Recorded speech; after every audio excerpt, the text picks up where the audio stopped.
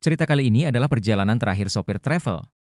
Malam itu hujan deras mengguyur jalanan lintas provinsi yang menghubungkan kota Jambi dengan daerah pedalaman Bahar.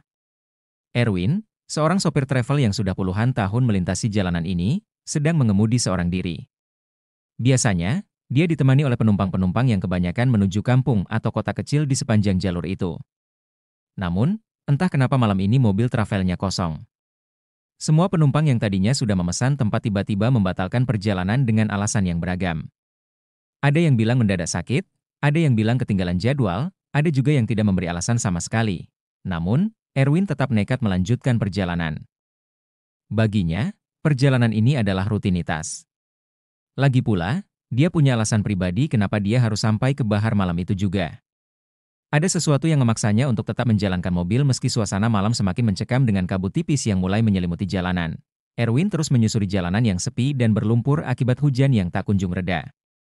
Wiper mobilnya bergerak cepat, tapi tetap saja penglihatan Erwin terbatas hanya beberapa meter di depan. Lampu mobil menerangi pepohonan yang berderet di sisi jalan. Suara hujan bercampur dengan dentingan kecil dari dashboard mobil yang membuat suasana semakin hening dan sunyi. Tiba-tiba, di tengah jalan yang licin dan berliku, Erwin melihat sosok berdiri di tepi jalan. Seorang wanita muda dengan pakaian basah kuyup melambaikan tangan, meminta tumpangan. Rambutnya panjang tergerai, sebagian menutupi wajahnya yang pucat. Erwin, tanpa banyak pikir, berhenti.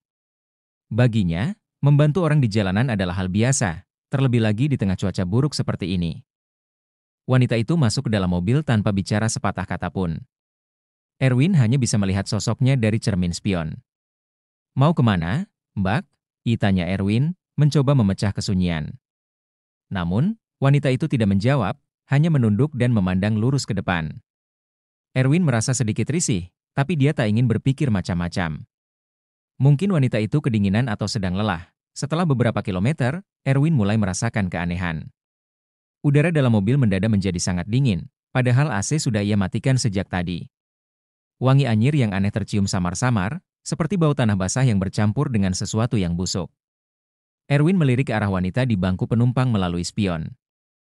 Dia masih dalam posisi yang sama, terdiam, menunduk, dengan rambut menutupi sebagian wajahnya. "Mbak, mau turun di mana?" Erwin bertanya lagi, suaranya mulai bergetar. Tidak ada jawaban, Erwin mulai gelisah.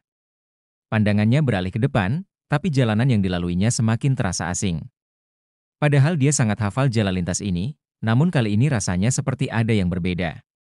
Pohon-pohon di tepi jalan terlihat semakin rapat dan gelap, sementara jalanan semakin sempit. Rasa takut mulai merayapi dada Erwin, membuat tangannya gemetar di atas setir. Tiba-tiba, suara aneh terdengar dari belakang. Seperti suara benda keras yang terbentur dinding mobil. Erwin menoleh ke belakang, namun tidak melihat apa-apa. Hanya kegelapan yang menyelimuti kabin mobil. Saat itu, hatinya mulai berdebar kencang. Ia tahu ada yang tidak beres. Dalam keadaan panik, Erwin melirik ke spion tengah lagi, dan kali ini wanita yang tadi duduk di bangku penumpang sudah tidak ada. Hilang, jantung Erwin serasa berhenti berdetak. Dia menekan rem kuat-kuat, dan mobil berhenti mendadak di tengah jalan. Nafasnya tersengal-sengal, tangannya gemetar saat mencoba membuka pintu mobil untuk keluar. Dia melangkah ke belakang, menengok ke dalam mobil yang kosong. Benar-benar kosong. Wanita itu menghilang begitu saja tanpa jejak. Erwin berdiri mematung di tengah hujan, menggigil bukan hanya karena dinginnya malam, tapi juga karena rasa takut yang semakin mencekam. Ini pasti cuma halusinasi, igumamnya mencoba menenangkan diri. Tapi jauh di lubuk hatinya, dia tahu ada yang tidak beres malam ini. Dengan tergesa-gesa, Erwin kembali masuk ke dalam mobil dan melanjutkan perjalanan. Namun, setelah beberapa kilometer, anehnya dia merasa seolah-olah tidak bergerak maju. Jalanan yang dilaluinya tetap sama, berkelok dan dipenuhi pepohonan gelap di kiri kanan. Erwin mencoba mencari penanda yang familiar, tetapi semuanya terasa asing. Tidak ada satupun lampu rumah penduduk atau rambu jalan yang biasanya dia lewati. Di tengah kebingungan, matanya tiba-tiba menangkap sesuatu di jalan. Wanita itu lagi. Berdiri di tepi jalan dengan posisi yang sama, melambaikan tangan. Erwin menginjak rem seketika, jantungnya berdegup kencang. Bagaimana mungkin wanita itu ada di situ lagi? Bukankah tadi dia sudah menghilang? Rasa takut membuat Erwin panik. Dia tidak mungkin berhenti lagi. Dengan sekuat tenaga, Erwin menginjak pedal gas dan melajukan mobilnya dengan cepat, melewati sosok wanita itu tanpa menoleh. Namun, beberapa detik kemudian, suara dari belakang terdengar lagi, kali ini lebih keras. Suara gesekan, seperti ada yang berusaha membuka pintu mobil dari luar.